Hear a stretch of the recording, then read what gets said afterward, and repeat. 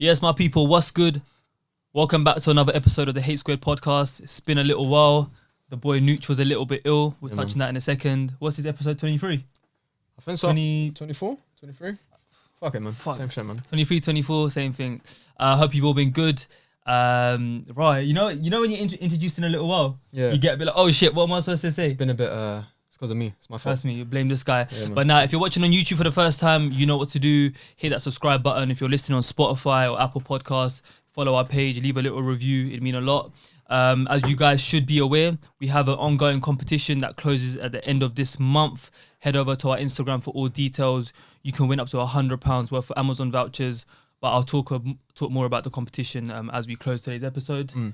Mr. Nooch, take it away, my bro. Tell the people, justify why we didn't drop last episode. Bruv, imagine coming up to a year, yeah? And didn't miss an episode once. Every 2 weeks we've been banging it out. And then one Monday night or something, I started coughing. Thinking, what's going on, man? And then woke up next morning, shortness of breath. This is episode 23. Is it 23, This is 23, yeah. Yeah, shortness of breath, moving mad. And then like 2 days later, I couldn't smell or taste anything. So I said, hey, let's cancel. Because I'm not doing Zoom calls, bruv. Zoom call was dead when we done it. So, yeah, man, got diagnosed. Well, I didn't get diagnosed with COVID because I never went to get a test. Alhamdulillah. Yeah, because NHS is moving a bit mad, but I think you feeling better though, yeah? Yeah. I'm feeling much better, man. Obviously, couldn't miss out. People have been DMing me. Trust me, man. Thank you. We got a lot of love, man. Yeah, everyone was like messaging the Hate Squared page. Yeah, you personally, I'm assuming they're like, Nooch, get well soon. Appreciate that. We got the cutest support. Come on, bro. You know had to defeat COVID for the people, man. Come on. Trust me. And if by the way, guys, we're trying our best to go live more on Insta and shit. So follow us there if you haven't already, and join in the spontaneous banter and that. But why are we sitting next to each other? Because you miss me, innit? Get out of here, man. Nah, not that. Say nothing. We got a very special guest in the building. A young man, a young goat, local goat that I've known for, I would say, close to 10 years. I think we met at Fingy's wedding, innit? G's wedding back in the day. We're both from the same ends. We'll talk about that stuff in a second. He is A&R the right term? Yeah. He's an A&R at GRM Daily, Grime Daily. If you don't know what Grime Daily is, I'm not going to explain because you should know. If not, you've been living under a rock. He'll introduce himself properly in a second. Make some noise for a man like Sakib.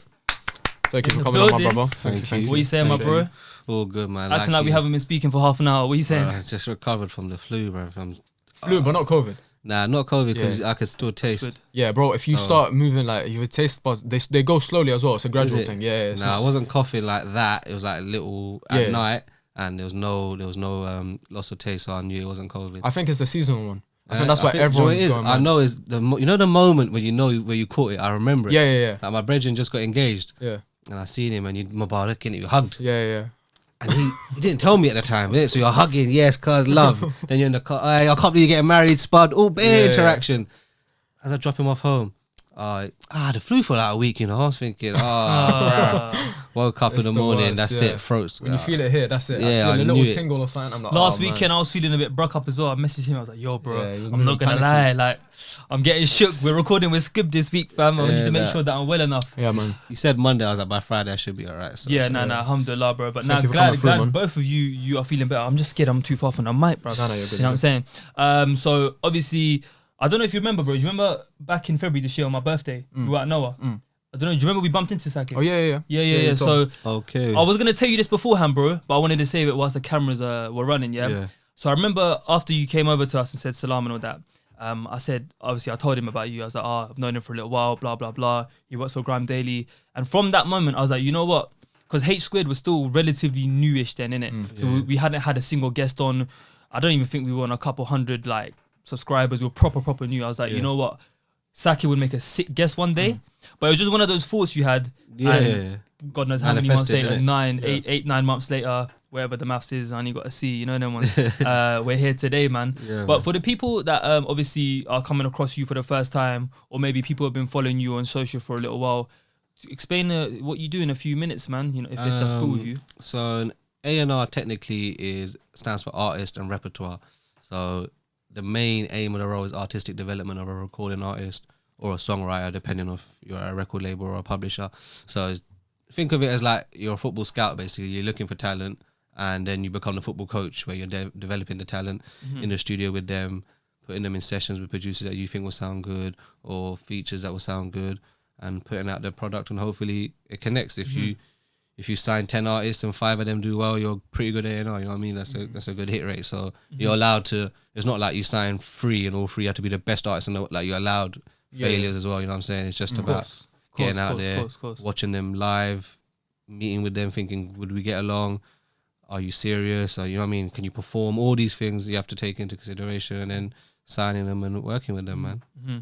One thing that I spoke to Hussein about before having you in is 2020, despite COVID, musically has been a very good year, both for the UK and overseas. Obviously, Canadian artists, American artists, of course. Well, America's always going ham, let's be real. But especially for the UK scene, a lot of like artists like Dutch Velli and M Huncho's been going hard for a little while. My Australian guys the other day. Huh? 1-4. 1-4. Yeah. I got to rate him. He's been drilling them for like, you know what I'm trying to say. He's been repping them repping them hard for time. And it's ironic that this episode fell at a time where we're kind of approaching the end of 2020, lockdown kind of eased ish, and Rated Awards just went as well. Yeah. But let's start on your journey, broski, man. Like obviously you're 25. Oh, your birthday was the other day. Yeah. Happy belated, man. Thank you, bro. My guy living up in Dubai and that. Yeah? How was it? That was alright. It was. You know what it was? I'll be honest. That was for a stag. Okay. Staggish. We obviously a Muslim stag is like. I'm Shisha. saying shisha and nice meal. Cheesecake Factory. That's what you know what I'm saying. So do you like Cheesecake Factory? Yeah, it was bangs. Yeah. Bro, I'll be honest. Yeah, their menu's a bit mad though. Too much to choose from. Too much to choose from, bro. It overwhelms me. See, I'm a fussy eater, innit? I just eat pasta. Yes. And like mac and cheese, simple stuff. I'm not like meat doesn't excite me. What about our food? Roti salad. Yeah. That's cool. But even that dal rather than meat, lamb. Yeah, I'm not really fussed about boti and that. Yeah, I don't know why, but we've just been like picky. Yeah, I'm kind of picky with food, but recently I've been shouting out the chicken shops and that, man. I've just been living in them. Never, recently. you know, I never had like them 99p steak burgers. Never. No. Swear. Never. That's part of the culture, fam. What's going on? Never had a 2 for 2. Never. You never had a 2 for 2? That's not. I just don't, man. Never interested you. Nah, like I'd rather go home and have some dal, bro. If I can. Fresh butter roti, bro. But yeah, man, let's start on your journey, bro. Because obviously we were speaking about this on WhatsApp, how like, you know, we come from an ends and a culture, and when I say culture, I don't necessarily mean like a Pakistani background, but like the time we're living in right now, where we live in a very like hate-ified generation where like mandem don't like putting each other on. They feel like they owe each other shit. They feel like obliged and like responsible with his ego, entitlement. So I was like, you know what? Not only do I know you personally, not only like, you know, do we go X amount of years back, but you're someone who's doing, mashallah, great things in your respected field. Thank you, bro. And I was like, bro, this guy, you know what I'm saying? You deserve spotlight to our growing audience and obviously to your audiences. So take us from the journey, bro. Like, how did it start for you? Where did you start? All that kind of good stuff. Should do the full bro, thing. Whatever. How you got into the whole, because it's mad, bro. Like where you are now, it's a bit. So it is. I believe, like, I don't believe in like half a story. Like there's always, bro, so I can give you the shores, bro. The mic shores. Cool. So sixth form. So I'm just finished year 11, whatever, GCSEs and all that. I wasn't smart, but I didn't try because I was arrogant. I just thought that I'm going to walk into this exam and just ace it, so I didn't need to revise. It was a bit stupid. I also think it was like, if I do my best and I fail, then I'm not good enough. Whereas if I don't do very well and I didn't try, I can just say, I didn't try. You know what I'm saying? It's like I'm doing now. You get it? So I don't know if that was it, but when you're 15, 16, you're stupid, innit? Anyway, GCSE results came. I think I wanted to do economics or business, and I got a C in maths, and I couldn't do the chosen subject. So I've always thought I'm going to walk straight in, pick up your papers, you're getting sixth form, minute. You don't think any deeper than that. She was like, no, you can't come in with them grades. Like, you can't do what you need to do. So that's it. I'm just there like, shit, you got to do something else. So I just walked down to West Arts College, had a look, picked out a course. I just picked out... I went there as well. Yeah, like you just... Bro, it's scary because it's like your whole thing, you're thinking, 2 more years at A-Look. I never once thought I wasn't going back to school. Didn't cross my mind. So that was crazy. It's a scary stage, fam. Bro. Our last episode was on uni life, college life, school life, ironically. Scary, bro. So I went into West Harts, did creative media production, print-based in brackets. So that's basically journalism. But because journalism's forever changing, this course had like front cover design, Photoshop, InDesign basically. So where you learn how to make your own covers and lay out your articles. Because now journalists don't just write it on paper and submit it. They have to actually format it and hand it in because newspapers aren't making that much money. So everything's online. So it had all that kind of stuff in it too. And at that time, bro, I just loved watching football, and I would talk to anyone I can about football, and deeply, like, you know, you might say, yeah, Thierry Henry's hard, and I'm like, yeah, but you know, like, he comes on the left wing and then he started playing up front because Wenger did this to him. Like, I love it like that. So I started writing a blog on WordPress, and then I was like, all right, cool. So I've done the football thing. I'm writing about football. What else do you really enjoy? And I used to love UK music, and it just UK rap, Bashy, Wretch, Scorch, all of them. So I was like, I need to write about this, but not on my own blog because I don't want to waste the kind of intricate deepness that you take to write this piece, and I'm going to get 10 views off my own Twitter kind of thing. So at this time, Linkup TV had an opportunity to just freelance write for their website. So I thought, oh, this is cool. Let me go check it out. Filled out the thing, and they were like, yeah, come to have an interview. And me, you see me, I'm a bit flaky in it sometimes. And it's not even on purpose. I get a bit nervous or a bit, maybe I'm not good enough kind of thing. So then I'll be like, I'm not going to go. Like, I've applied for the Chase twice, for example, yeah? Because it's like a bucket list thing. I want to go to the Chase just for jokes. But is that the one with the thing sits at the top and you have to go? Yeah, with Bradley Walsh. And I wanted to go for time, and I thought, it's on your bucket list, just do it.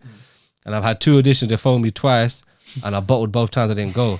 One time I drove there, couldn't find anywhere to park. Rather than just use that as an excuse. I went out a second time. I think I was a little bit ill. I was like, I'm not gonna go. But it was a bullshit. It's just I bottled it in it. And this is what I do. So at the time I was like, I'm not going.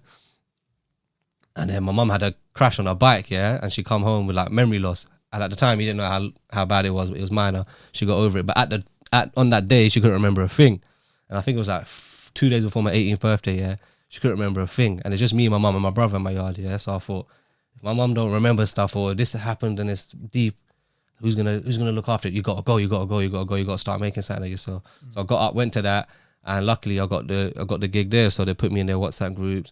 And basically what it is, it's not even real journalism. It's like, say Donald Trump has COVID and that's the story of today. They put it in a WhatsApp group. You just got to write it out in your own words, and that goes on linkup.com. Done. You know what I mean? There's no think pieces like that.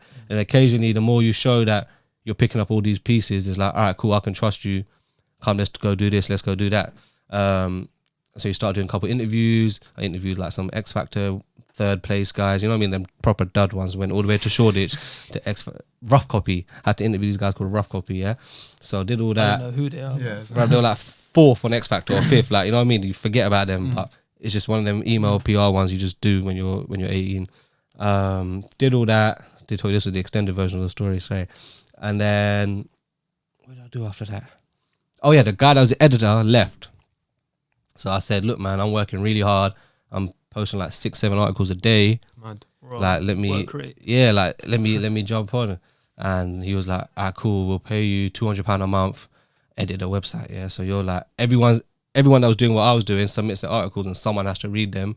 So that was now me. So I was now reading all of them, making sure there's no spelling mistakes, make sure the images are right, as well as posting my own stuff and looking out for everything that drops that day, all the videos. Like, you have to build a YouTube subscription list, following all the channels to make sure you don't miss anything, So doing all of that. And then I must have wrote like this one long piece, like a think piece that I thought was dope. I thought it was really good. And it didn't go on their Facebook page. They tweeted it once. It didn't go on their Instagram. And I was like, I've just wrote like, must have been like 2,000 words, 3,000 words, and like spent time on this, you know what I mean, at home. Like I spent time on writing this piece, making sure that it all matches, is all right. And you can't even put it on Facebook. So I had a little pass with the boss, like, yo, come on, man, this is not right. And he was like, oh, you do it then. And I was like, all right, cool. Like, you know what I mean? You challenged me, fuck it, I'm going to do it. So I was like, yeah, I'll run your Facebook. Start running the Facebook, drop a couple of memes in there. And at the time, they had like 35,000 likes. And within 2-3 months, Linkup TV's Facebook page was like 300,000 likes. It was going off. Bro. And at this time, it was so easy to grow Facebook. I don't know why. I think they changed the algorithm now. But back then, it was so, like, if you just slapped a couple of memes on there that went off, bare new likes. And then I think the record was like 20,000-30,000 new likes in a week that page got. Wow. So now it's doing that. I'm editing the website and still trying to, be my little journalist thing and get through. Now I'm starting to think, maybe I can do social media. I might be sick of this. This is like, I seem to find clips that people find funny and caption them well. Then my cousin met the guys that had a share in GRM at this time, or whatever they were working with, Posty. And he was like, oh yeah, like we need someone that does like Linkup TV's Facebook page, something like that. They're going off. He was like, hang on, that's my little cousin. And my cousin's like 4 years older than me. And he was like, what? Oh, can I meet him? So my cousin was like, yeah, cool, I'm sure he'll be down to meet you. Went to meet these guys, and they were like, oh, we like you, we're going to bring in Posty to have a meeting with you, and he will let you know what he needs. And Posty was just looking for a social media manager, basically. So I met with Posty, and we had a chat, and straight away it was just like, okay, I want to work for you. Because Linkup was great, and they're doing some great stuff, but it wasn't that vision or structure at that time where it's like, this is where we want to be in a year or two. When I met Posty, it must have been April, May 2015. And Post was like, oh, like, I'm going to do the Rate the Walls this year and all this, sharing me this. He was sharing me Blade's new video. And I was like, bro, this feels like I've got a boss almost now. And it feels like there's a pathway here and a structure. Yeah. And like the Rate the Walls sounded so amazing. Now I wanted to get involved. So he made an offer. I started working for him. Did social media management for 2 years on their Facebook page and Instagram and Twitter. Got a little bit bored. And I was like, Post, look, I'm bored now. He was like, look, hang in there, whatever, we'll work something out. Must have been like 2016, I want to say, whatever. Yeah, 20, something like that. And Mist has come about. And you see, because Mist was using our lingo, I feel like Asians found Mist first. Like they were on Mist early because it was like, gas, bro. Yeah, like who's this guy saying up now, Carla? Like it's amazing, yeah. So then, but then the music was actually good. Well, let me pause you one sec. Up now means you're no. Come on, bro. I'm cultured. He's Arab, innit? You see it on Twitter, innit? Come on, fam. That's smart. That's a smart strategy. Sorry, though. To for him it was. Yeah, well, to use other people's like languages and especially being from Birmingham as well, where it's like they will rep you like huge community. Yeah. So when I've seen that, I'm saying, yo, this is sick, and it's not even. I'm saying, look, it's not just sick because he's using our lingo. I'm telling you, this music's good, and the views look right. And he was on P1 I know, I think, with that Smokey Gonna Get You Down, I was back, whatever. And then he did that Gala's Back tune that was on Linkup TV. So we were below Linkup at this point. Like Linkup were getting all the bangers at this time, innit? And I was like, Post, look, I think this guy, like, we need to get him. They're trying to make us pay for the video. The one in Dubai ain't the same. So I was chatting to the manager like, yo, upload with us, and he uploaded with us in the end. And Post was like, all right, cool. So you really fought for this song. I'm 30 now. Maybe I need someone who's young and in touch with what youngsters are listening to, innit? I was like, cool. So it was like, yeah, it wasn't even A&R. It was like, I think YouTube videos manager or whatever it was. It was like a role like that, basically secure vids for YouTube that are going to bang. So then from there, Addison Lee was the next one where I heard it on SoundCloud, sent it to a friend of mine at the time, like, yo, do you think this is hard? And she was like, no, that song's well stupid. I was like, nah, it's hard. She was like, what, Pen Tinkle Man? She was like, that sounds silly. And I was like, not even discovered. Like, it had 80,000 SoundCloud plays when it was. But still, if it's not on YouTube, so then a lot of people don't know about it. He didn't have a video shot yet. Mad. So, and I don't know if he had money or didn't have money or whatever. But I just said to him, yo, look, we'll pay for the video to just get this thing done because I think the song's gonna move. So we shot the video with Kirk's. And it was like 250 on the video, not even gonna lie. Literally, it's a self-held camera. If you watch it now, I think they went to a milkshake place and train station. Yeah. So that started moving. And this time I was doing a Radar radio show with Posty, and I was singing that song all day, and he hadn't really paid attention to it yet.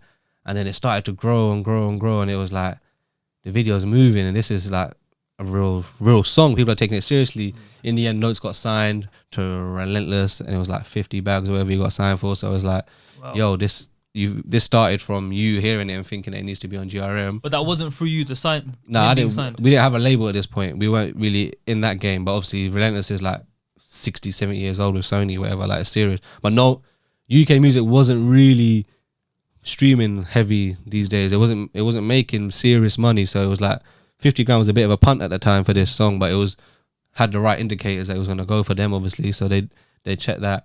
Then after that, what did we have after that? Barking. So Barking's when it was like, yo, that was that song.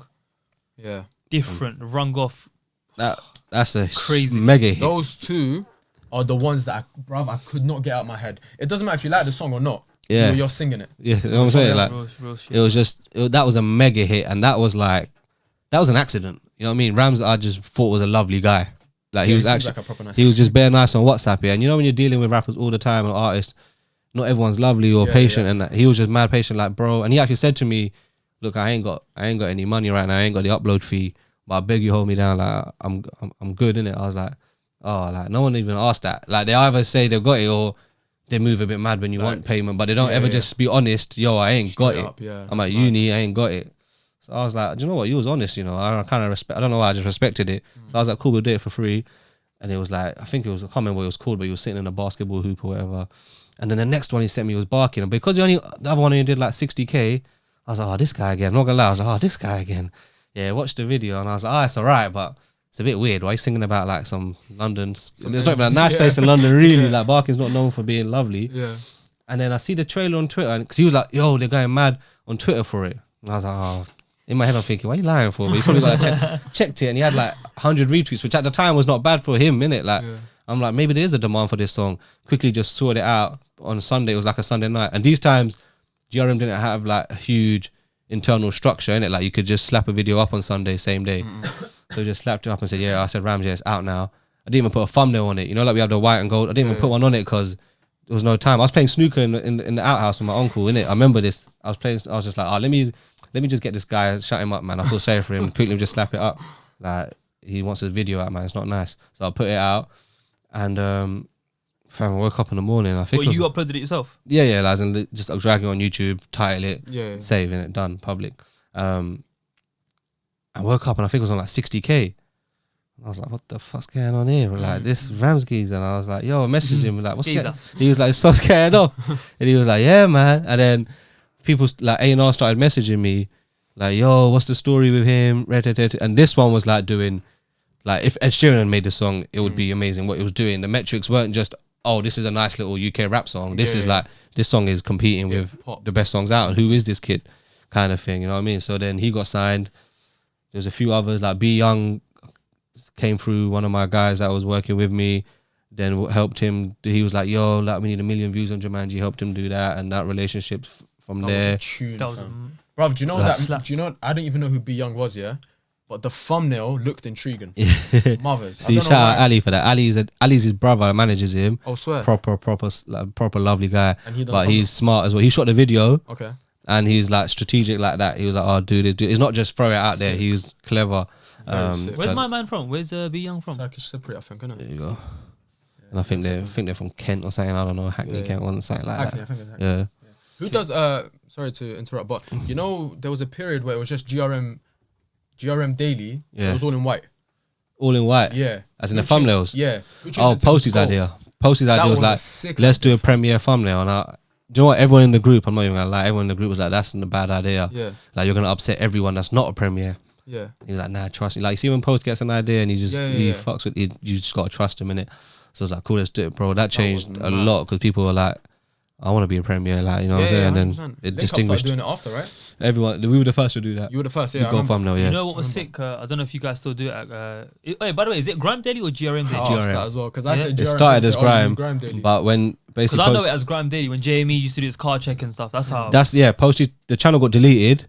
Yeah. And he started again. So there's a documentary out right now called Together We Rise. Yeah, I've been seeing clips on like Made You Think. Part 1 and Part 2 are out, and Part 3's out Monday, and Part 4's out next Thursday. Watch it. That talks about you all know that. I don't know if you would probably know it, but I don't know if you remember. You know the intro to the song, like to the videos, like GRM Daily, or GRM Daily was going out on the daily. The Play-Doh, bro. Yeah. Whoever thought of that, the Play-Doh idea. Back then, remember that? That was so. I always used to think in my head. Whoever's hands they are, he's a very talented person. I don't think I could do that. It's mad, with Play-Doh, but that was before my time. When that was made. Oh, I think that was like 20.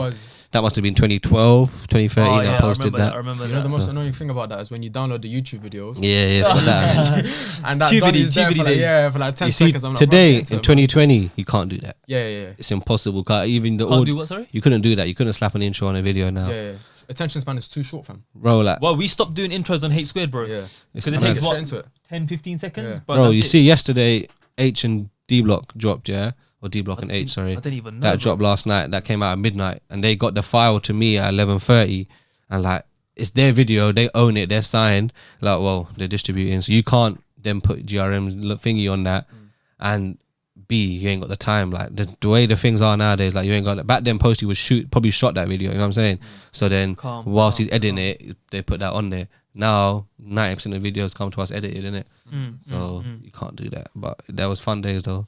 Sick, bro. No. So we've got a good understanding of your of the beginning of your journey. Yeah. So what, it's 2020 now? Yeah. You've been there since what, 2015. 2015? Yeah. Okay, so you went from your own blog thing at college, Yeah. Linkup, Yeah. did Linkup for a little bit, Yeah. and then where you are now at GRM Daily. Bro, I asked you this before we recording, and I think so many people watching this would love to know the answer. Yeah. Fam, SBTV. Yeah. From your experiences, conversations, you obviously you're insider, you get me? Yeah. What happened, bro? Because at one given point, fam, F64s, acoustics. I couldn't say. Bruv. I used to listen to it. That was like Elro and SBTV English was Frank just- and them that things. was a big Mike thing. Righteous, then warm up sessions. Exactly, I bro. couldn't say, like, Jamal is probably bigger than ever used to be. Like, you know what I mean? He got an MBE. He gets speak like a lot of speaking gigs and all that public speaking stuff He's and got a book as well. motivation book. Yeah, you know Oh, what I'm he's probably saying? got multiple now. Mercedes deal. I think I've seen him promoting that. So I think his brand is looked after, but it's tough to look after too, isn't it? So if he's the boss of Jamal Edwards, which he is because it's his brand, then who's looking after SVTV? Has he got time for that? I don't know. Innit? I'm not there. I can't speak. I just know Jamal for himself is doing very well for himself. So maybe it's something that he's gonna come back to. I don't know. I couldn't say for sure. What's Posty like to work with?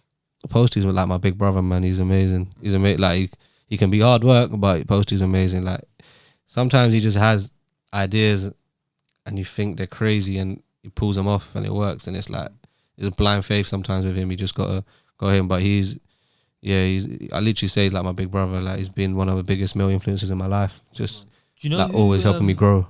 Nah, I see that in him. Do you know who he reminds me of, bro? You know how Cash Money's got Birdman and Yeah. Slim? Yeah. Is it Slim? No. Birdman's brother. I don't know, you know. Oh, no, I can't get it wrong. I have to Google I it. don't know these American. Wait, news like give me that. 1 sec. I don't want to get it. Birdman That's like Birdman and Slim. brother. Because there's two of them that own the label, yeah? Yeah, Ronald Slim Williams, yeah? Okay. Slim is actually, from my understanding, the big dog behind Cash Money. Okay. From my knowledge, yeah? Yeah. And obviously, Birdman's just like the main face, you know Yeah. what I'm saying? Put some respect on my name.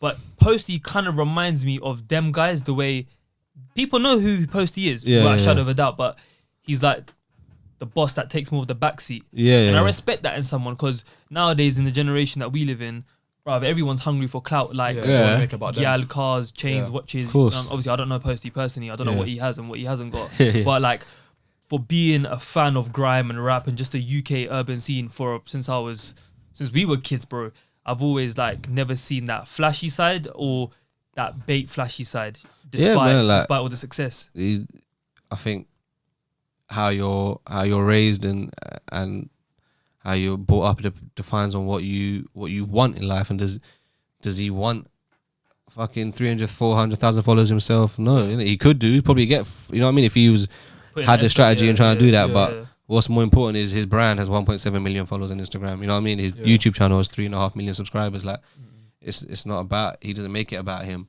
which is. And I think that in turn pushes his brand a lot more than because you don't have to make it about yourself. G. you've got Like, 24 hours in the day, innit? If you can Yeah. invest 24 of them into your brand, Yeah. do that. While if you don't want to invest in yourself, Especially if that's your why would business you? and that's what's paying you. You know what I'm saying? Rather than Passion as clout. well, innit? Likes can pay if you're like an influencer or something, Yeah. but more time, unless you're fucking an ex-Love Island contester, Yeah. then likes ain't really doing much for you. You know what I'm saying? It's down to who you want to be and what you want to be remembered for, innit? Do you want to be remembered for Trust me.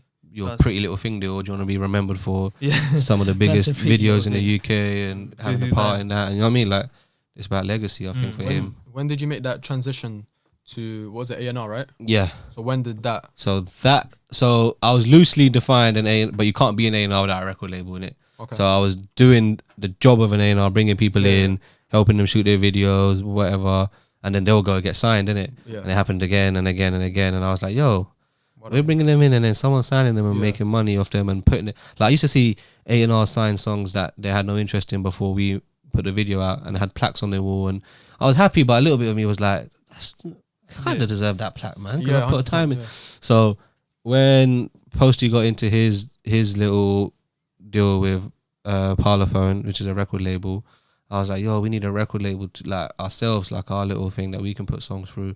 So he negotiated that, and then GRM Records came from there, and then that's who I work for. GRM Records as an A&R, so that's the record label where we then did Slim and J1, J Styles, Ayo Britain, J Silver, couple acts now, man. So who was you're mentioning to us off camera, but who was like your first couple? So Slim was like a gift from Post, as in, yo, here you go. You've worked hard and we've launched a record label. I'm negotiated this deal with Slim.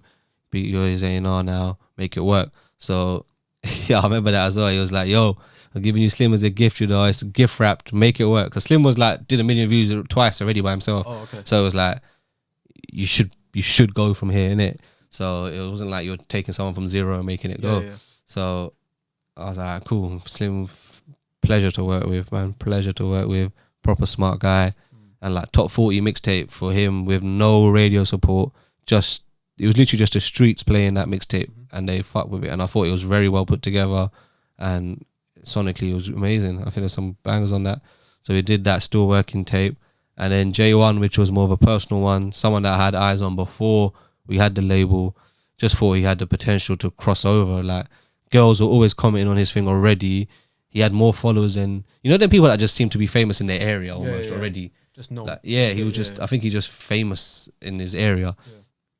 So his followers and all that was like already higher than the average should be for someone at that stage. So, and he was getting great engagement. So I thought, cool, that social side's definitely working. People are interested in you already. So the music's good.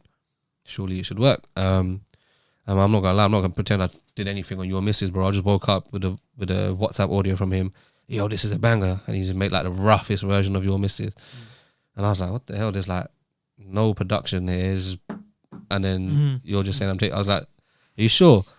And then listen to it. Your Missus. Yeah, I was like, this is mad catchy. Like, how have you done this? Yeah. But before that, there was Becky as well. There was Good Vibes, which had a great beat to it, and that was a nice little vibe. Then there was Becky, which was like the drill song, and that's when the label started. So obviously, because it's a JV, there's us, GRM, and then there's Parlophone, which is at Warner. So there's like a whole team over there that also works on the records. And when they see all the data and stuff. So when Becky was like, it was doing like 70, 80,000 streams a day for a kid that they hadn't even like met properly yet. They were like, oh shit, we need to meet this J1 and there's something going on here. So then they started like, gave him a billboard and all them kind of things, just built it up a bit. And then, bro, mad organic. Just put the Your Missus trailer on Twitter, 5,000 retweets or something. Just organic, bro. Like nothing was paid, nothing. He just put that out himself. He didn't even tell us. Like, it was easy. Early days, he was like just putting things out and not telling anyone. So he just put that trailer out. Yeah, the song's coming soon. I was like, what song? Sent it to WhatsApp, blah, blah, blah. And he was like, all right, cool. Shot that went off. Then we did Mocking It and his first mixtape, which done really well. 2 songs that I've sold 200,000 each, so they're both silver. Keisha Becky remix that he's on, that song's platinum. So, you know, that's been a huge success numbers wise. And his second mixtape's coming as well, sounding good. He's from Coventry, innit? Yeah, so he was born in Tottenham, Southgate, I think, London, and then moved to Coventry. He was like 8, 9, 10, something like that. Oh, okay. Maybe even older than that. Speaking of J1, and again, we were speaking about this off camera. Speaking of J1, obviously you mentioned Linkup as well. I know, was it earlier this year or was it end of last year? I think it might have been earlier this year. Nah, it would have been last year if you're talking about listening party. Oh, was it last year? Yeah. There was a lot of controversy regarding, obviously, I'm gonna be real, no offense to anyone on the listening party. Yeah. The only one I really remember is Lippy. Yeah. Like, I don't know who the other. He's the one I'm most like. Yeah. He's the one that I follow on Twitter and Insta. That's and fair. stuff, you know what I'm saying? Shout out Lippy. Hopefully we'll have him on one day as a guest. I know he voiced his opinion. He wasn't the biggest fan of the album at the time and his J1's content at the time. And obviously I saw a few responses. And what obviously from you being someone that's quite close to J1, like what's your opinion on the verdict on that whole kind of pasta that happened? I don't have a problem with someone not liking music. That's fine. Like, there's music that I don't like. You can't like everything. Like, you can't like every car. You can't like every girl. You can't like everything. It's impossible, innit? And not everyone's gonna like you. That's again impossible. So that's not a problem. I think as a young man coming in the game, I don't think that I don't think it deserved that ridiculing. It was almost getting to the bullying point rather than just I don't like this, skip it kind of thing. It was like I thought it got to a slight bullying point, and I've never spoken about it, but yeah, I didn't think that it was needed to that extent, especially in an era where now really we should be supporting each other. Anyone like that is from the same ends or the same culture, even the same color, like two black men. I think like I'm not black, so I can't even speak on it like that. But maybe that's not right either. Maybe it's like we should be helping each other. Yeah, and I can not like your music, but maybe I won't tear you down in public. I'll just say, this one's not for me. I'm a bit older, or I just don't think this is good. You know, you didn't write this properly. Cool, next. Rather than to the stage where people are still talking about a year later about how you violated him that badly. You know what I mean? But yeah, that's what I'm saying. Because like, everyone's to each their own, innit? Say that again, sorry. So each to their own as well. Like, you know what I'm saying? If that's how we want to do it. Yeah, no, definitely. Because bouncing off the whole listening party thing, I remember there was also controversy with Lippy and H. Okay. And I think H went live, said, obviously I'm not sure if he said it towards him, but he went live, said the term "suck your mum." I don't know if he was referring to Lippy. I don't know if it was an indirect towards him. But then when Lippy went on to Gasworks with Poet and Alhan, obviously they were talking about it, and you know, just again, me being an outsider, me being a fan of the culture, you know, someone that this chair's moving mad today. Yeah, but I'm saying, bro. I hope the mic's not picking this chair up. You know them ones, but like, you know, just me being an outsider looking in, like it's just you always wonder like H is what 20, 21? Yeah, and it's just like hella like criticism on, and Linkup's not exactly the smallest YouTube channel, you know what I'm saying? So I can only imagine how my man must have felt, bruv. Yeah, man. I feel like I don't like that whole culture though, because like, I'll be honest, I know a lot of people who don't even listen to J1 like that. Of course. But as soon as you say J1, straight away it's kind of like, oh yeah, but I don't rate my man. Why don't you rate my man? It's because my man said, because I've seen on Twitter. I know man that don't rate him that ain't listen to his music. Thank you very much. Which is it's the perception. Stupid, bro. Like there'll be I remember FIFA came out, FIFA soundtrack came out the other day. I think J1 was on it, innit? Yeah, Flex. Yeah, exactly. So I saw a lot of people that probably shouldn't, like, in my opinion, FIFA songs, because I go up like from like FIFA 4, FIFA 3 and that. I like the international things. Yeah, of course. Yeah, bro, I found like Spanish, French, outlandish on there. I remember the tune Aisha. I was like, yo, this is hard. Exactly, like, bro. Bangers. So I'm trying to hear a lot of that, and then a lot of people were saying, oh, I'm not going on FIFA to listen to UK rap, which I thought was. But you know what it is though? People don't. A is a Volta soundtrack for the street mode. Yeah, FIFA's not. People, I don't know why people seem to like go on the internet and lose any sense of composure. If FIFA's been doing the international soundtrack, for like 20 years, why would they stop now? Would you really think? A, and then B, the picture that was actually floating around was made by Versus magazine, where they took out the other songs of Volta and just put the UK rap acts to say, it's like GRM making a post and saying, these are the people that you care about, that you follow, by the way, that are on FIFA. Yeah, it was a custom made asset. That makes sense. It wasn't. They picked Dave, H, J1, like anyone that's about their magazine, innit? So that was stupid. And secondly, FIFA's not going to change the winning formula now. Like, it's a Volta soundtrack.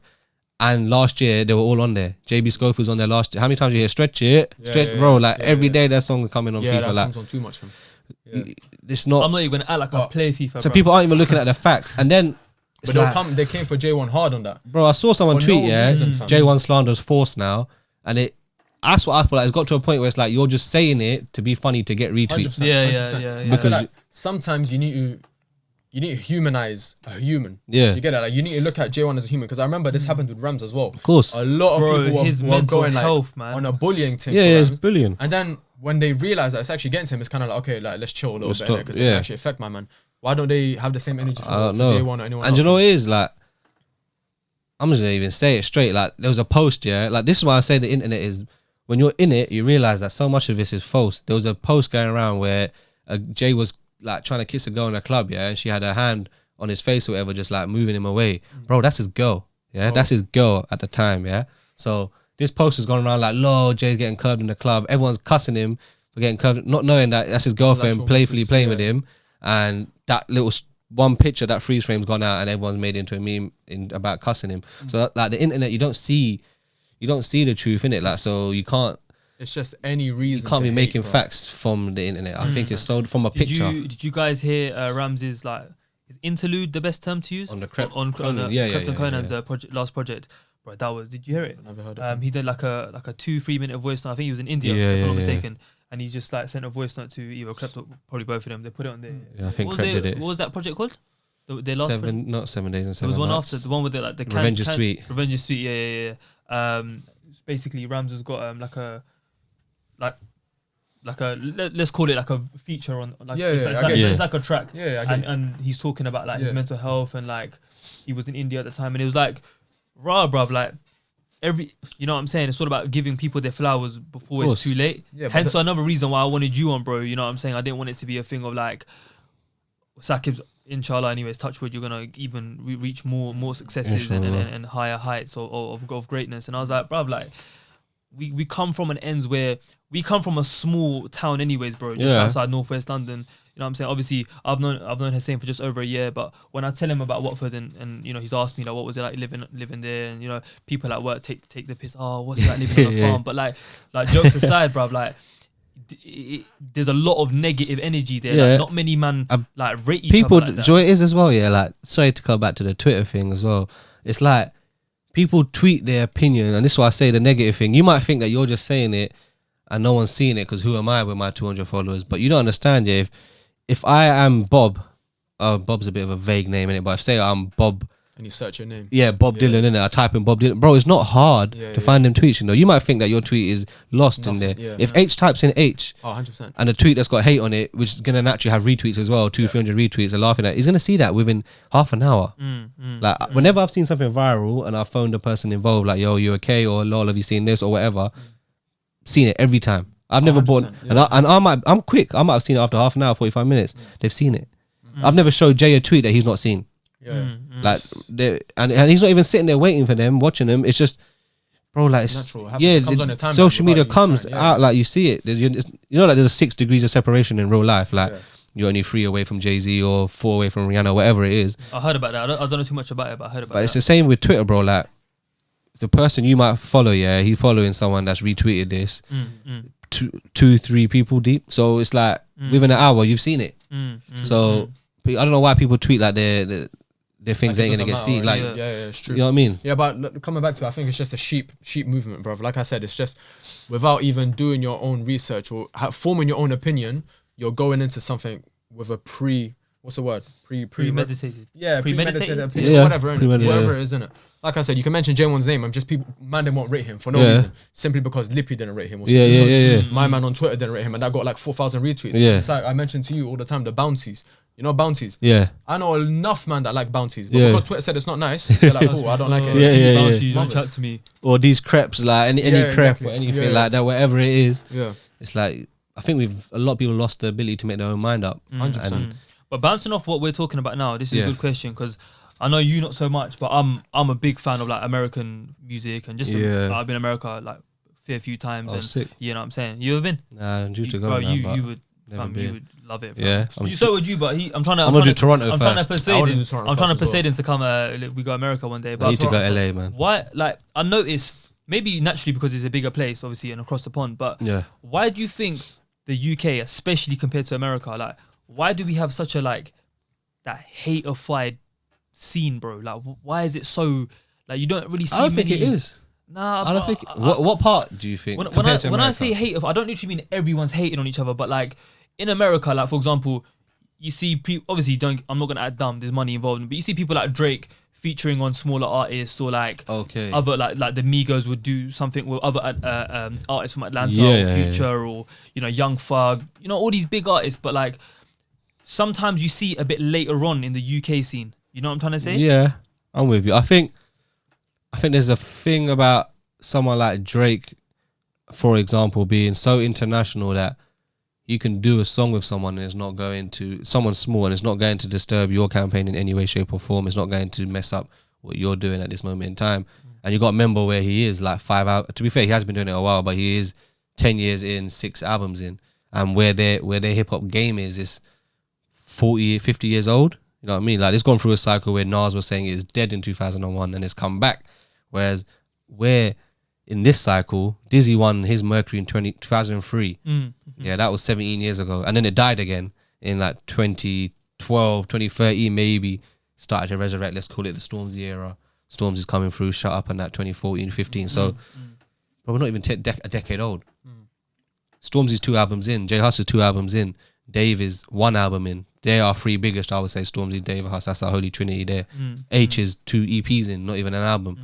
DB haven't even done an album yet. Just project. Like, we're so new in it at the moment that DBE's work rate is crazy. Amazing. You know what I'm saying? And that's something different, and everyone's bringing something new to the table and is growing and is expanding, and like Pot of Paper to go number 3 I saw that, with a mixtape that 5 years ago you might have not been paid for. That might have just been a free mixtape. You know what I'm saying? Now he's got number 3 with it, 11,000 units, I think, first week. Wow. At $4.99. You know what I mean? Do the maths. Is he independent or is he signed? He's distributed, so yeah, he's independent. Technically, he's not signed to a major. So that is a sign of how we're growing. So like the helping the little man and all that. There's just there's not enough little man out there yet. I don't think there's not. Our scene's not that big.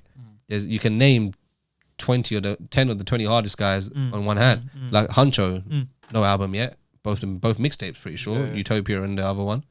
So the first yeah, that's it. I'm pretty sure that's a mixtape. So it's like our best and favorite artists have got work to do still to like to build their discographies and their catalogs before they can start tapping in and helping my friend. So is it just a thing of like we're that, still you know technically in the grand scheme of it early days? Early days, like I think you've seen Stormzy put on people that you might not always know on his album. I think there's someone on one of the albums anyway, but there's the big artists have collabed at a point where they're not huge. Like to you, J Hus and Dave might have been huge when they made Samantha, but they weren't commercially successful yet. They joined forces, made that. Fredo hadn't had any commercial success before Dave hollered him for his verse on Funky Friday. Tion and Dutch, like Stormzy they said it in their Rated Awards speech. Yeah, sorry. You made us, thanks for making us rich. Yeah. Stormzy doesn't have to do a tune with Tion and Dutch. No way. That's only he helping didn't even one have person. a trim in that video, if I'm not mistaken. In that Rated Awards speech. But it's like Stormzy helping them is someone working with someone smaller than them. But yeah, cool. They haven't got 1,000 followers, but you know what I mean. No. You know what I'm saying? They've come. Young T and Bugsy, Heady One, biggest song in America, like the UK song in America right now. That's 2 UK artists coming together. One from Nottingham. Like Stormzy was at Young T and Bugsy's video shoot 4 years ago. Helping them out, like went to Nottingham to help them out with it. Like maybe it's the thing why I say that or why I asked that was maybe just how a lot of it's perceived on the internet.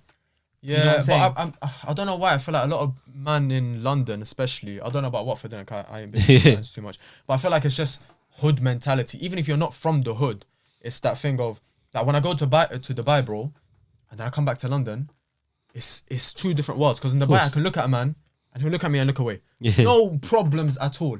When it comes to London, it's kind of like, who's going to look away first now? Why is my man screwing me? I walk into a shisha cafe, for example, and all the man them are just like this, looking, and you're just screwing each other. Like, man. why? That's the part of London and just the UK scene in general that I dislike, and I think it rubs off on your opinions of others and like how you perceive other people. I feel like in this society kind of thing, it's easier to hate than it is to be nice. It shouldn't be that way. There's things you don't see where the people like Krypton Conan on the robbery, like taking that song for Abs and jumping on the remix where Abs was no one, and they made that song one of the biggest street songs ever. Jumping on Dig That's remix for Air Force, like Giggs is on Suspects songs. He's always on Tiny Boost's mixtape. These are people that are his brethren that he's just working with. They're not on his level in terms of what they're doing statistically or numbers wise. He's just working with people that he loves, innit, that are good. And did you see the Bouncer documentary about? Obviously, without going into too much, did you see that? No, I watched the business one though. Yeah, the podcast, you mean? Yeah. Not the documentary. My bad. Bouncer's first podcast. He spoke about the Dig That situation, bro. I mean, obviously, I weren't there, so I can't say if it's true. But fam, I've always had good experiences with Dig That. Yeah. No, I think he's a sick rapper. I'm just saying, like, from what was said on that specific piece of content was a bit of a mad thing. You know what I'm saying? But should we transition into the Rated Awards and that? Yeah, go ahead, bro. Bro, Rated Awards, obviously. They didn't happen last year, did they? For some reason? Nah, no 2019 I think there was a lot of negative vibes on it. There was a little pass out 2 or 3 years ago. Yeah, couldn't get a venue this year. Right? Defo. Bro, this year obviously hosted by Julie and Mo the Comedian. I watched the highlights earlier this week, well, majority of the show anyways. Bro, very, very like interesting. The winners, the way it was planned. I think I saw your snaps when you was watching it with your crew and stuff, like your colleagues, etc. GRM Daily and stuff. Talk to us about it, man. Rated Awards, like this year was all posty. You know that I give him full props on that. He carried that one on his back. He had that vision. Let's go virtual. I was like, you sure? Like, live crowd, let's do it. Boom, he done it all himself. So respect for him for that one. That was his idea. He carried that through. But do you know what? It was essential, I think. It was needed, like an award show where like people like who dig that or Dutch or like these people. You're not. Well, you could get nominated for a Brit Award, but not all of them. Not all 10 are gonna get nominated. You know what I mean? The one or two is gonna get through into their best male, and he's gonna be alongside Sam Smith and Ed Sheeran and them man, and trying to win that. You know what I mean? But for us to have all of them in there, that's like it's nice for them to have that recognition, because you can drop the mixtape of the year, and Brit Awards ain't looking at you ever. You know what I'm saying? You could like Pot of Paper. There's no like, you know what I'm saying? The Brits ain't gonna look at his mixtape, but we know that's one of the hardest tapes of the year. It's gonna deserves its stripe somewhere.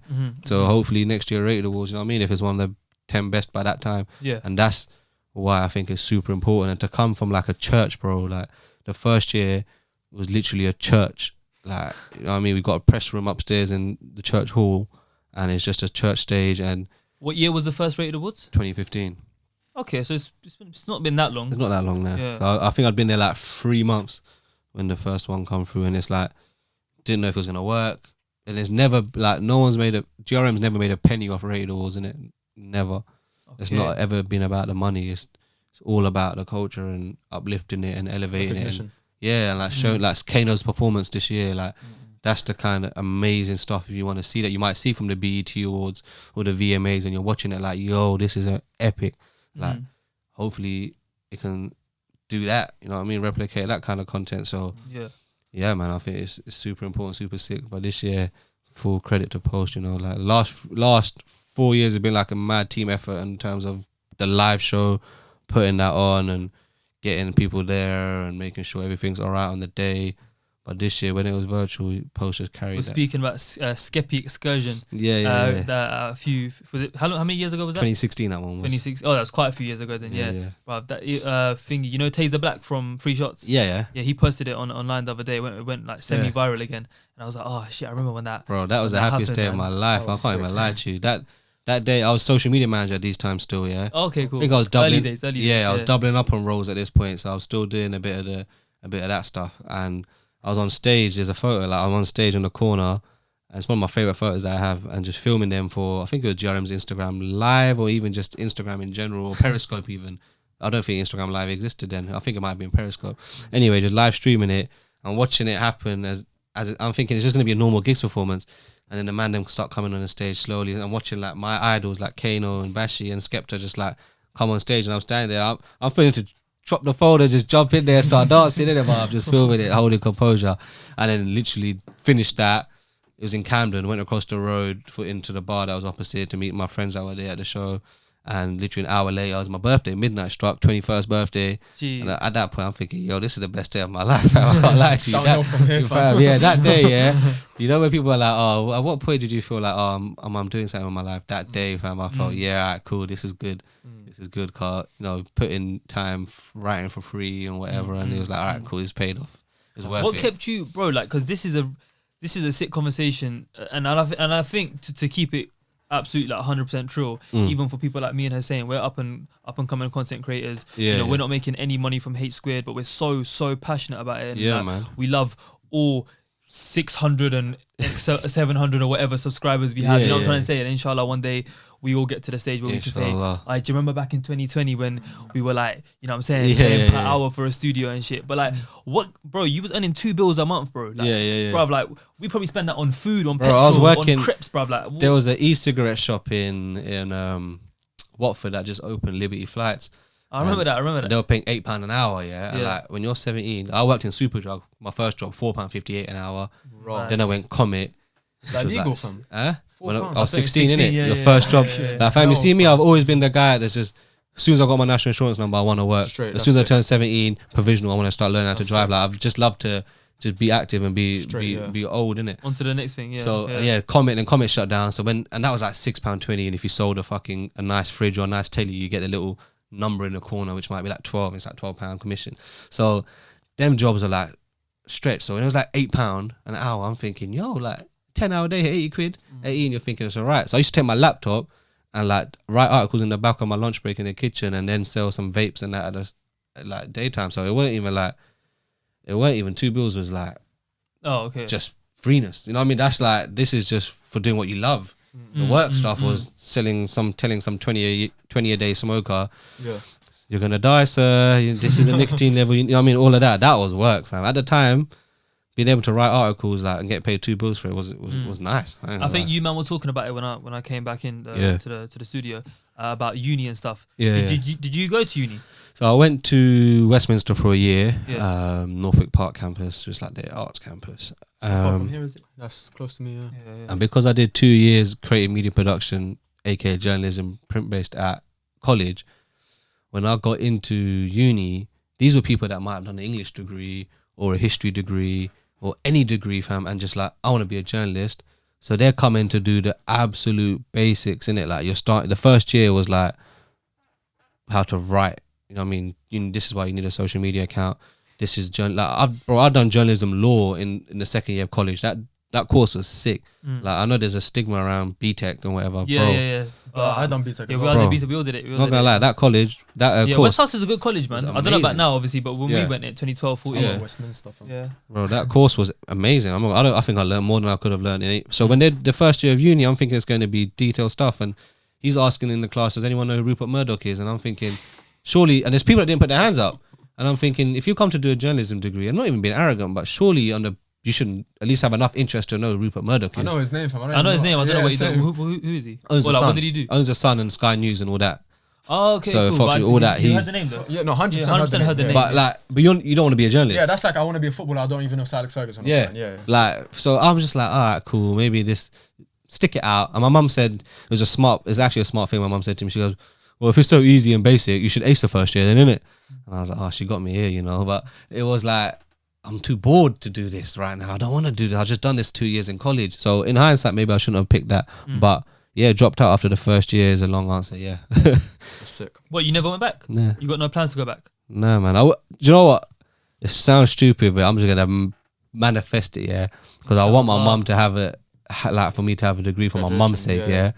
So I'm going to say one day, I'm either going to go back when I'm like 40, when I've got the time, or I'm going to do something so sick that I'm going to get an honorary degree. You know, like them ones where it's like honorary degree. When it happens, bro, not if, when it happens. Yeah, like. Screen record this clip from Instagram and be like, you got to you said it here first. Fam, you got to say it, like, Rashford's got a degree, and I swear now, he ain't go uni, so. But Amir Khan's got a degree. Has he? From honorary. University of Bolton or something, isn't it? I don't even know, fam. So like services to that for something in Watford. But yeah, if not, I'm just going to go back and do it just because there is some things you learn that you can't learn without being there. Like I always say, if you're not going to go be a doctor or a lawyer or something, uni's not essential. Yeah.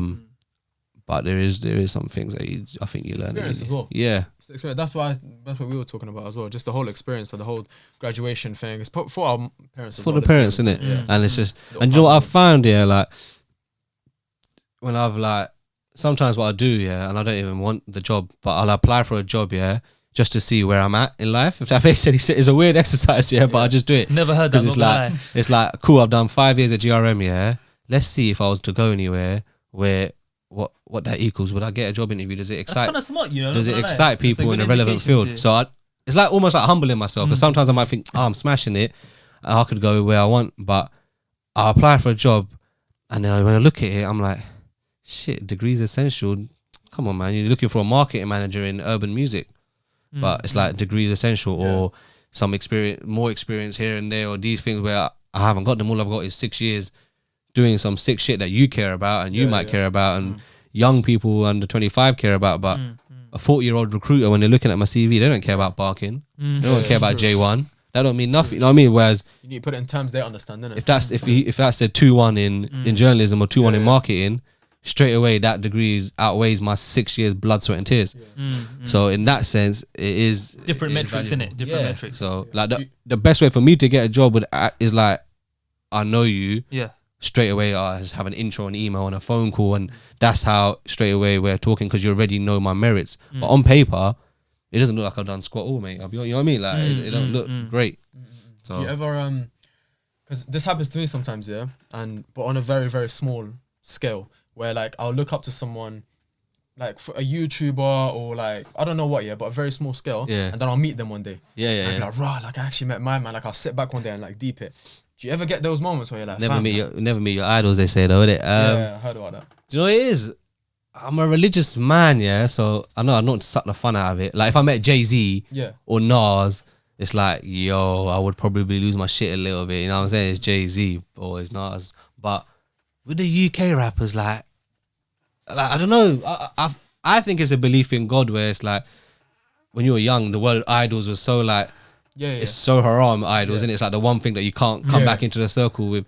So it was that kind of worship of another human being I've probably never done. But like again, if I met Zidane, like if I met Zidane, fam, I'll be like, bro, you're my favorite footballer ever, fam. I love. But with UK rappers, it's like, but not even like that, but like just like, oh shit, like everyone knows my man, and I'm working like he knows me on a like name basis. Like, do you not ever think like on that thing, or is it kind of like, oh, it's just another? Nah, it's just like it's happened to people that are a bit like, I had one of my friends, had Asif's little brother in the car, and my friend Asif, and we went Power League or whatever, and Hedy rang me just about one of his friends. That's not normal, fam. But like at the time, it's just like, shit, what does Hedy need? I need to get it done, innit? He needs it. And when I hung up, I didn't deep it that he's like, for him it's a big, and that's what I'm saying. He's like, what, Hedy, is that Hedy 1? I was like, yeah, like, and he's like, bro, and then he's quite a reserved boy, but he went home and told his brother, innit? And his brother told me like, yeah, my little brother was like, yeah, Scribble's on the phone to Hedy 1. But, and I don't realize it to some people that is like, I think I'm desensitized almost. You know what it is, like, because you can't, when you're working, you can't lose your composure. And like I have, like, when we did Fredo's Daily Duppy, I said to Post, fam, I love Fred, you know, I'm gonna ask him for a picture in it. He's like, yeah, it's calm, you can, like, it's cool. So, and you just have to do it like I just said to him, yo, Fred, I think you're fucking sick, bro. Like, I love your music, innit? Can I have a photo? And he's like, yeah, bless. Like, you just do it like that, innit? But back in the day, I used to be bare nervous about asking for a picture. And his Daily Duppy was hard. It was amazing, innit? Sick, bro. You know what I rate about just a tiny bit of tangent. Speaking of Fredo, he had hella accusations on him earlier this year. Yeah. But I just rate him for like not even like entertaining that energy, bro. Yeah. Just like, whilst you lot were talking shit, I made 100 racks that week. I was like, I love Fred like yes, that. Sir. But I think again, like I was saying, the Twitter thing, bro. You just come on, have a bit of intelligence. Look at the screenshots, and deduce what he's saying. Like, oh man, I don't want to go. Don't add into up. it. Yeah. It just don't. It's just think about it. Think about it. A man that's, bro, like all. You think he's gonna do that with a 15-year-old? Like, come on, man. Just do the maths, bro. Like, we don't touched make. upon it as well, and we said like, bro, like, why would he? If he did, then it's a bit mad. But why would, like, I've no seen need his Snapchat. Let me just say that I've seen his Snapchat. I've seen his Instagram. There's no need Murky for more Fest. gal there. There's Bro, no need. I've seen the screenshot. Yeah, I was at Murky Fest, fam. It was in. I was gonna ask you. I went to that yard, bro. He shot Akaramba, bro. It's not a joke. Like, you think Fred needs 15-year-olds? I'm sorry. I was mad. And the screenshot, I can't remember the screenshot now, but it's actually so easily fabricated the way that she done it. Like, there wasn't even any context to it. I think it was just like, I can sort that or something like that. He said, or don't worry about it or something. And fam, I don't even know. Talking about you mentioned religion as well. Yeah. Talking about that, like obviously you're in an industry where it's kind of like heavy, like a lot of stuff that we don't consider that is permissible. For example, So have you ever found yourself in a situation where it's kind of like an awkward situation or awkward position, or do people like kind of respect like, oh, people want to do this or people want to go like this place, and you're kind of like, man, them, I can't really do that to him.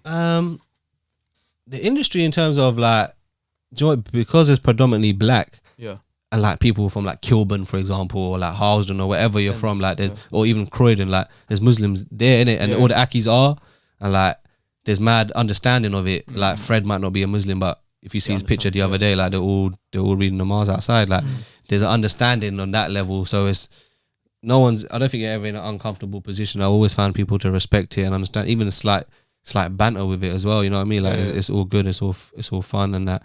And I think, like just I was in Croatia at one point in a yacht filming Kojo and Chip's video, and that was like amazing. That was like, I can't believe I'm here, one of them moments. And there was like alcohol going around, and you're on a yacht, and there's girls twerking and that, and it's like, like, is this like, this is why music's haram maybe, or some people say it is, and but I think in yourself, like, you just gotta know what your limits are and what you are, and people need to understand that Islam, well, for me anyway, isn't just about this is the law. Black and white. Fam, if you're reading Mars 5 times a day, but you're going around bitching about everyone, God's still upset at you. Of course, Like, I prefer to focus on the spiritual stuff. Like, let me be a nice person. Let me smile at people. Let me do charity. And then when the prayer thing comes, like, I prayed Juma today, for example, but, you know what I mean, I missed the last 2. You know what I'm saying? So it's like, I work on it. Yeah, 100%. Man. But there's no point well, there's no point. Let me not say that, but it would be silly to do that and not be a nice man or a good No, man. 100%. Yeah, I feel like everyone's tested differently, and you find that the people who do all of that stuff, like the namaz and everything, they tend to be the most judgmental as well. They tend to be the people who drive you away from the religion more than anything. Really. They don't make you love it. Like That's it. The Prophet Yeah. converted people by his actions, just Yeah, walking through the 100%, yeah. city, There you go. and people are like, "Wow, I want to be Yeah, like yeah. you because Yeah, you're yeah, humble." yeah, Girls, yeah. women loved him because of his nature. You know what I mean? Not because you're beautiful. I don't know what you look like. You know what I mean? Like, it's not that. It was Akhlaq. your nature made people love you and follow you and want to Manners, everything. follow the book that you're etiquette. following, because whatever book you're reading is making you like this. I want to be like this. Yeah, exactly. And that's the goal for everyone. I think all of us. It shouldn't be about 5 times a day. Oh my God, you got this fingernail painted. You can't do wudu. Oh my God, this bit of hair showing under your headscarf, bro. Allow it, man. Like your little bit of elbow showing your namaz don't count, bro. Like, Relax. you know what I'm saying? Let's focus. Chill, Be good. yeah, yeah. I'm lucky. I've always had good friends around me. Like all my brethren, I've always been like, there's no pressure. Yeah, There's no you're boring if you're not doing this or you're not doing that, or you know what I'm saying? Like all my brethren are like, cool, cause you don't want to do this, cool, calm, you want to do this, fine. Like, you know what I mean? And that's important, I think, to be strong and know yourself. But then if you've got brethren that are pushing you to do it, some people just crumble in it. So it's good to have a network that understands that, 100%.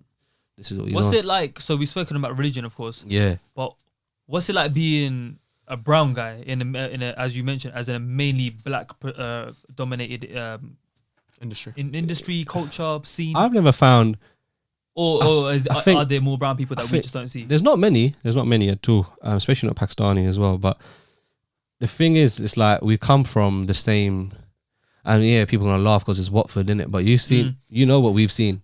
You know what I'm saying? Like, 100%. you know, like People hear it was Watford never and too think- far. think Drugs were Fields. never too Yeah, far. yeah. Murder was never too far. It's not.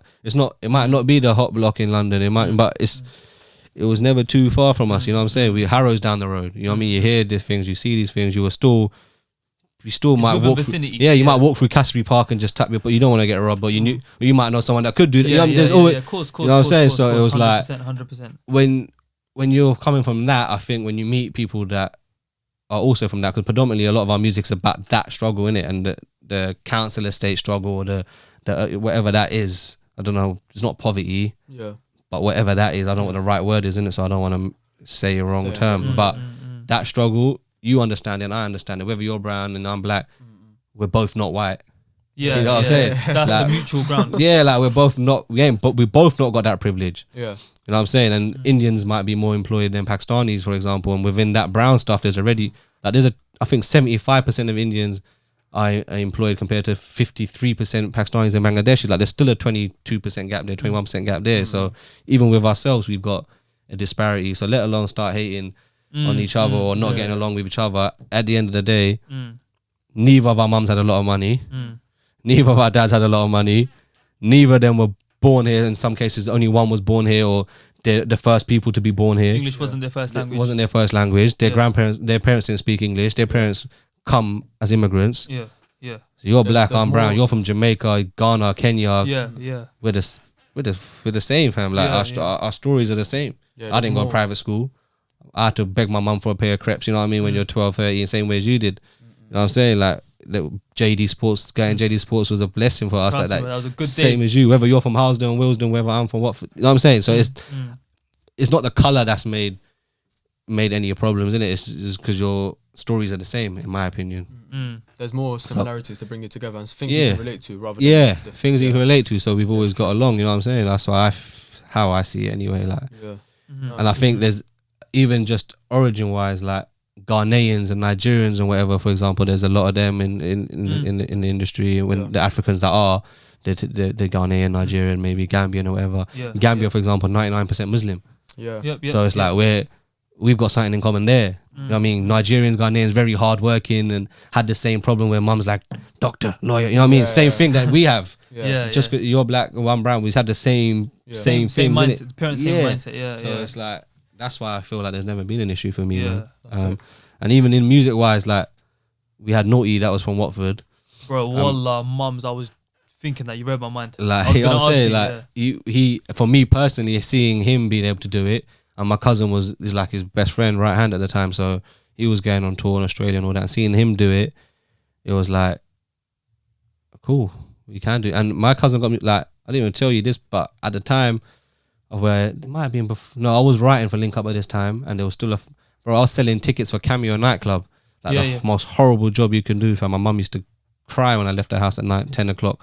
But I was like, mum, like, it's easy peas, like, you just get tickets, put wristbands, and people take them in. And when I went to watch Naughty Show, my cousin was there, and he's like 10 years older than me, so we don't always talk. And he's like, oh, what are you up to now? I was like, yeah, this. He's like, what? My cousin selling tickets at Cameo? No way. I'm getting you an interview tomorrow, and you're doing this journalism thing properly. Got me an interview with a rapper called Eyes. Went to do that interview. From there, I was like, all right, cool, I can really do this. And my cousin gave me support. And it, like, was in the studio early on, and he was like, yo, Crep, can my cousin interview you, or whatever. And like, it didn't materialize in the end, but I was chatting to Crep and sorting it out, or whatever. And like, from there on in, it was like, cool, I've got support. So I don't know how easy it would be without that. I can't lie, I had a slight leg up because of that. And my other cousin, Hanan, is a music manager, and he's very successful. So 2013 to 2016, 2017, we used to work together. And I watched him a lot and see what he did, and he got me into a couple buildings, a couple meetings and whatever, and I was meeting producers and whatever. When he was there, I was just in the room, and they're like, oh yeah, that's my little cousin. Yeah, I ain't seen Hanan in a while, quite a little while, but Aman's his younger brother, right? Yeah. I spoke to him the other day on Insta. He's doing sick things, starting his own barber business. Yes. Yeah, man. A lot of greatness going on in our community. Sick, man. Big up to them, man. Yeah, so the long story short, never felt a problem being brown around, and had brown role models basically in music that showed us it was possible. And like I said to you, hopefully there's someone out there that's like, there's so many roles, cause like you don't have to be an artist, innit? There's marketing managers, there's mix. You can go college and learn how to mix, engineer, do that stuff. Fam, that's not haram. Your mum shouldn't be fussed by that. You know what I'm saying? And hopefully there's a kid out there. There has to be a brown kid out there that can do that. Why not? It's not hard. Look at Still Bangles where he is. You know what I'm saying? Like, and there's these roles, you know what I mean? There's videographers, pick up a camera, learn how to shoot. Why can't you be Caleb Dennis? Where's there's a whole industry being built by the fact that these artists are now successful. Stylists, look at Nayab, Watford, Pakistani girl, styling Huncho, D-Bot Europe, Nave Smalls, Fredo. Like, she's styling the biggest and best Pakistani girl from Watford. You know what I'm saying? Like, you can really do this. Our parents just need to start letting them. Luckily, my mum's born and bred Britain, and like the only one to have a degree out of the family from her kids. So it's like they go do your thing, innit? Don't get. But hopefully now my kids, then I'm never gonna block them. Your kids, you're not gonna block them. So I think it's hard for families who come from ethnic minorities. Like, bro, we've been doing Hate Squid for a year, right? And I've been doing my own content from like 4 or 5 years now. Yeah. Till this, like, explaining to a Pakistani mum what a podcast is, or like they don't know that, bro. They came here when I don't blame them. You know what I'm trying to say, bro? It's also new, bro. It's also new. Even the industry you're saying is new. Yeah. The jobs, people still don't know what kind of jobs there are. There's potential of jobs. You got to create it. But I feel like it's also because it's first generation. You're breaking down some borders. Like, a lot of people now are I'm first generation who was born here. Yeah. So you're still breaking down things that your parents might have seen as like no goes. Of course. Now it's kind of like, okay, you know what, maybe. Bro, like a videographer can make. That'll be good. Yeah. A videographer can make like 8 bills a shoot, 7 bills a shoot, 6 bills a shoot, as a average one. Yeah. Like, you're good. You're not hiring out no camera. This is your self shooting. 6 bills, editing it at home within 3 days, turning it right. You know what I mean? So if you could shoot 4 of them a day, $2.5 grand a month, that's a career. That's 100%. It's like, why a career than most people that went uni and do a 9 to 5. Exactly. So if you're not book ready, book smart, that's not your thing. Yeah. Go do that. Like, let's make our kids study film studies, or let's put them on a Final Cut course or Adobe Premiere course online. The course is not expensive. He taught himself. Well, I've done it a bit as well. But what was it called? Da Vinci. Yeah, Da Vinci. He like most of all of the episodes that you see of Hate Squared. He learned it himself, bro. Rate that. Because I got what's it called, Final Cut. Well, that's the editing software I use most. But again, all self-taught. YouTube. I taught myself, how to do X, Y, Z. Like, bro, like, I feel like when it comes to, if you've got like a creative passion, i.e. things like what we do and obviously what you do, like YouTube, Google, networking is your biggest it's your biggest asset. You get me? Like, drop the entire everything's on there. DM the person, yo bro, I saw your podcast with Hader and Hussein. Could I maybe ask you 1-2 questions? I'm sure you'd be happy. Do you know what I'm saying? Like, so everything is on the internet. Everything. You can type in anything on YouTube and learn how to do it, or Google at least. Like, so there's no reason to not. But with the Asian thing, I understand that you might feel like you're not going to be allowed to, innit? So hopefully we can inspire that kid that thinks, oh, it's not possible. Yeah, for sure. You know what I mean? Sometimes you gotta see someone achieve and have that tangible result first. Exactly. Before you yourself start believing in it. You know what I'm saying? Exactly. Like if we were the first people in the London area doing a podcast, unless we compare ourselves to like Joe Rogan or something, then Bro, we would have been the first. But like now we've got like the Free Shots guys, you've got Halfcast, you've got the Receipts podcast. So what's the Poet and View? You know what I'm saying? There's so many. There's levels of different. Like, freshly grounded, like there's so many. Yeah, big up Freshly Grounded. Yeah, like there's so many. Like 100% what you're saying is true. Like I've started a Sunday League team and I only started it because there's a guy called CJ in North Watford who done it with Pakistani players and black players. I know. Yeah. I know. So I was a kid, man. So he done it. It was like he started a team called North Watford. He was like, all right, cool. It actually is possible. Boom, done it. Like, you know what I'm saying? That's how you inspire. He was the first. Well, I don't know the history deep down, but as far as I know, he was the first Asian to make his own team to look after like our kind of players.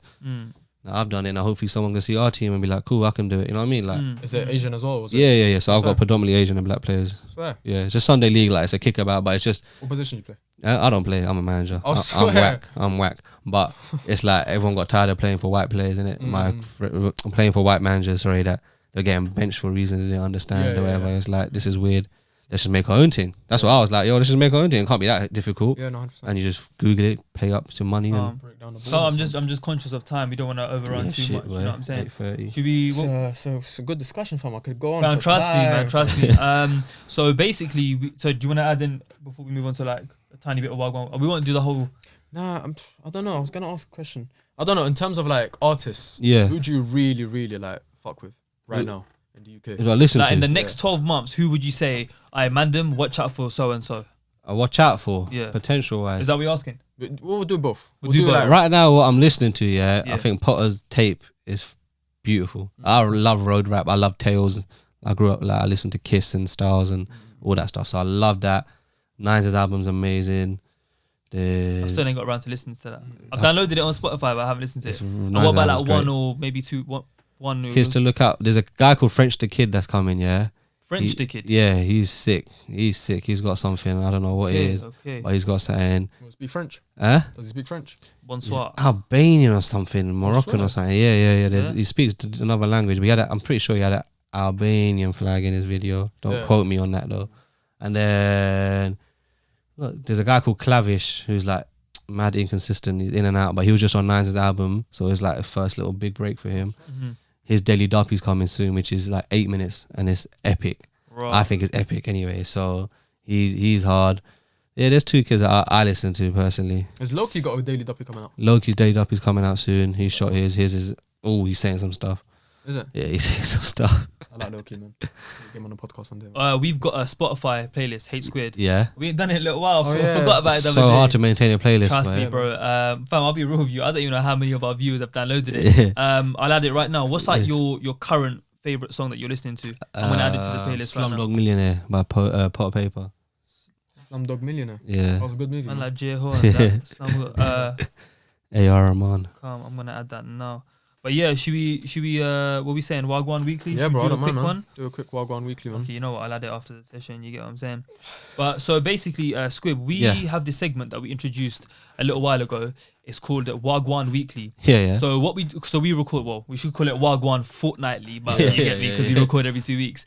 So we discuss like recent trends that have happened in the news, or mainly because obviously we're quite active on Twitter.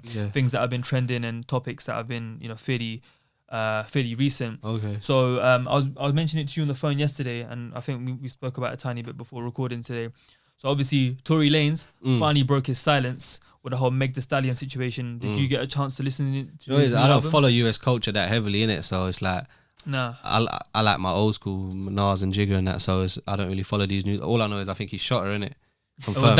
That's what she accused him of. He shot her in the foot. Confirmed, don't know. I can't. No, get over that, fam. Well, it's not confirmed. I can't get over that foot because he told me live on the podcast. No, but he's I don't know. but why would you cancel him if it's not confirmed? Yeah, I don't know. That's the thing. So if you listen to his album, it's called his government is Yeah, called but you're going to be Daystar. biased because you love that guy, innit? No, but So bro, he never has he at any point admitted to shooting him? No, Tory. he's denied it. So he's never admitted it. He never admitted So it. always she yes, says yes and he says no. But he So it's he said, she but said. he didn't say nothing for a good few months. No, that's fine. Then he said, but we can't cancel him if. Yeah, that's no, what I'm saying. you can't cancel it just based on Megan's word, Both 'cause- of you on the way back today, listen to the tape. He's going in at everyone. He Yeah. sampled Charlemagne, DJ Envy, not Envy, Ebro. Yeah. Bruv, he's sending shots. He's like, yeah, I see your true colors now. You were doing quarantine back in the day, Yeah. and now you know what I'm saying. But we can't really dive into. But too you know much what it if is? you I'll haven't be even honest here. listened For to it, people like Envy or Ebro or whatever. yeah, Yeah. yeah. Cause you see, sometimes when you don't even agree with something, but the pressure for council culture, yeah. If you don't agree, and I'm not even in a position of any importance in it, so I can't imagine what it's like for people that are. But I'm telling you, on a very, very small scale, like you can't even disagree with something that you might disagree with, and it doesn't make you a bad person because your logic's there, innit? Like he, why can't he say that, yo, it's one word versus the other? Yeah. I'm not making my mind up, but he his has mentions to will go say, crazy. yo, I can't listen to a Tory because you shot a woman, and there's no confirmation there. Yeah. But there's pressure on you already, and then your career's in the bin. Yeah, it's true. Like Ellen. Yeah. Like spotted yeah. on I don't know if she was on the island or not. Just a couple pictures or whatever, and then some Wait, mad, Island, what? that the Jeffrey Epstein's island, Ellen DeGeneres. Oh, cool. And then Cool. I thought you were talking about the accusations of her being a proper like bully and shit to her staff. Yeah, but like all these things coming out now, but Two different things. it's like you have to hate her, innit? You can't. Yeah, You can't support them. Otherwise, Yeah, you're in yeah. that bracket now. Like, And you're then- supporting them. Cool. That goes back to the whole J1. Oh, but I can't like him. I like him, but I can't like him because No, Do it's you know how just long? scared them. it's cool. How long it's it the took cool thing me to to not be like able someone. to say that I love Chris Brown, fam. Still, like people, bro, I like public people are like, say it. oh, you can't, man. You should. But I'm like, yo, like, fam, I like Chris Brown's music. Yeah. I like R. Kelly's music. I'm Yeah. sorry if I saw Yeah, R. yeah. Kelly now, I'd spit on him. Yeah, But I yeah. like his music, Yeah, bro. yeah, Like, what do you want yeah. me to do? Yeah. Yeah. Like, I'm not listening to R. Kelly's music. I'm thinking he's a great person, Yeah. but I'm thinking you can fucking sing. You Trust know what me. I mean? Like, Trust me. Trust me. I feel like yeah. people are just too scared to say what's really on their mind, fam. yeah, like, what are you meant to do? Not listen? Like, cool, you don't listen to R. Kelly because of what he done, but I'm not seeing him as a human being when I'm listening to his music. I'm just seeing it as a voice, as an Yeah, artist. exactly. He just come next on the playlist. Yeah. You know what I'm saying? Yeah, that's actually true. Because right now, I feel like there's a pressure for me not to listen to his tune. I've got one tune on in my playlist. You wouldn't tweet R. Kelly. an R. Kelly that you listen to R. Kelly. Never. But I don't listen to it. Yeah. I feel bad listening to it. I look at it, I see R. Kelly, I hear the instrumental, I say, no, next. Can't do it. But you listen to 6ix9ine or someone that Yeah. someone sells drugs that ruins lives. Yeah, and 100%. I'm not saying I agree or disagree. I'm just saying, playing devil's advocate. Yeah. Yeah, 100%. You could sell crack, fam. Someone's talking about how much crack they sold, and the Yeah. nitties are in the corner Yeah. injecting this shit or whatever it is. I don't know how drugs work. What fam, was that? but- What was that Nines bar a couple years ago? I got a Ferrari in the microwave or something like Yeah, that. and these are Instagram captions, but oh no. You know what I mean? Domestic abuse is too far, but Yeah. But like, make your But bed. Yeah, look where's like the mine. line? Where's the line? What's Where's cool the and line? what's actually fucked? Like, Yeah. Trust me, man. mad. But like you said, bro, sheep culture, bro. Yeah. If I've got a group chat of 6 man, and all 6 of them are saying, "Yo, so and so restaurant's dead," or "So and so shisha lounge is dead," then you're gonna be like, "Oh, now I gotta think it's dead." Yeah, or I yeah. can't suggest it in the future It's because the Hussein fear. said he didn't like it, and my man said, "Come on, bro, allow it." It man." might have its redeeming qualities for you. Yeah. You might like the fact that it's quiet. Yeah, exactly. Some people like fam. when I say something is good, you know, I like it because it was a nice vibe. Same. I don't like I hate when it's wall busy. to wall busy, but Oh. for some people, if it's not wall to wall busy, it's dead. Yeah. And they might say don't go, but It's true. that's what's attracting me. You know what I'm True, saying? bro. Just blonde hair might attract you, and you might not like blonde hair. Simple as that. Yeah, Like, it's true. but I don't People know. are too scared to stick out. There was Like the also the whole madness with Kanye, him Yeah. exposing, and well, not really exposing. We all know this, innit? But the whole record deal and Yeah. and masters. But he said that he's gonna fight for every artist's right, and he was like, because so you know, Kanye's got his label, Good Music, Yeah. where he signed people like Big Sean, Pusha T. Yeah, Pusha, maybe even Was Rihanna Wale, on there? maybe, or was she nah, in the J? Rihanna's Rock Nation and don't quote me on that, But yeah, anyways, so Kanye tweeted something like, I'm now gonna give back the 50% like ownership I have of all my artists from on Good Music. yeah, And then Big Sean quoted it saying thank you. And then later on, Charlemagne and them lot were saying how like Kanye's being hella hypocritical because like he owes him like $3 million or some shit. It was crazy, bro. Like I don't know about the specifics, but Kanye himself at is the a bit time, loopy 2011 recently. or whatever, when Kanye signed him, he wasn't thinking like that. Again, this is another thing that's wrong with online. Like Nella Rose, when they did that to Nella, something that she tweeted when she was 11, 12, bro. Like, do you know what? How many times I've changed my opinion, how much I've grown? Oh, 100%. from year 9, Million year percent, 10 when I was 14. Do you know how many Fam, I used to Facebook say some status crazy I shit. deleted? I deleted bare shit, fam. Fam, I delete my whole time, but Yeah. I would say some crazy stuff, and you know, like I had a black friend that would call me a packy, and like in return I would say something back to him, but it's like we were 13, Yeah. so I didn't understand the greater context of that banter and who that's offending in it, and I wouldn't do it now. But I'm 25, cancelled for that, man. I'm 12. You know what I'm saying? Like you can't.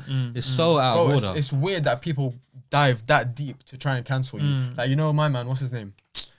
That guy who was speaking Yoruba.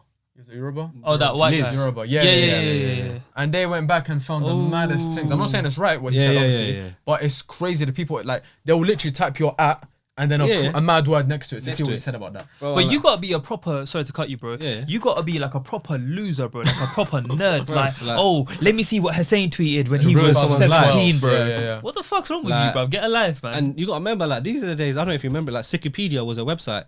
Sakipedia was a website I remember that was Sakipedia, proper, I remember. that is popular, and it had just sick jokes on there, like I remember Saquib, racist, yeah. I don't disgusting, even remember that, bro. I'm not gonna anything, lie. just horrible jokes as possible. Yeah. And then you upvote them or downvote them, and that website was popping. And like in 2012, it was fine to do that. Yeah, I remember. Yeah, and the website We live in a hella soft society, man. Yeah, we it's better say to- this is like a snowflake generation we live in, fam. You can't say nothing without offending someone, bro. You know what I'm saying? Let me get closer to the mic. But Sakib, as Nucci said, it'd be fucking pleasure to sit here for another hour or two talking about. I can actually This is by far our longest episode. Part 2 one day, man. Inshallah, why not, man? Now, thank you again for coming on. Thank you for having me, man. Before we close the episode and I reintroduce the competition that we've got going on, any last words to the people that watching? I ain't got no last words, man. Enjoy it. Like everyone's got their own motivation, their own inspiration. I just hope someone can take something from this and make sure you watch Together With Your Eyes on YouTube, man. That GRM. And where can the people then find you? Are you on social? Instagram, yeah, Sakib Saquib.grm. That's the same across every. If you type it in, you find me. Sick. No, thank you again for Follow him coming up, man. on, Show him bro. love. And finally, guys, as I mentioned at the beginning of this episode, we have a competition ongoing. So hashtag get H squared to 1K subs on YouTube. We're very, very close. I think we're just under 800 now. Yeah. Or was it just under 700? 700, I think. We're just on 700, I think. Okay, Can good. I So, tell you something that might. Oh. So let me tell you, GRM's first million subscribers was the longest one, the slowest one. That first million, fam, when we was on like 400, I thought we're never gonna get there. And my guy Bernard, 400,000 or 400? 400,000, yeah. My guy Bernard was like, "Yo, like when you get to a million, things start changing." I was like, "Bro, another 600,000, bro, from 1 million to 3.5."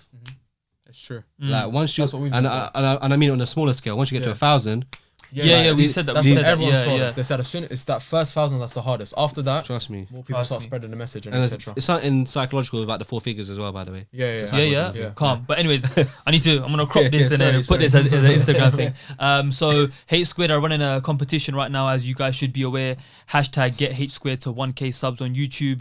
We're giving away 3 prizes. The first is a £100 Amazon voucher. Second is £50, and the third is £25. All you got to do is subscribe to our YouTube channel if you haven't already. Follow our H Squared podcast Instagram page.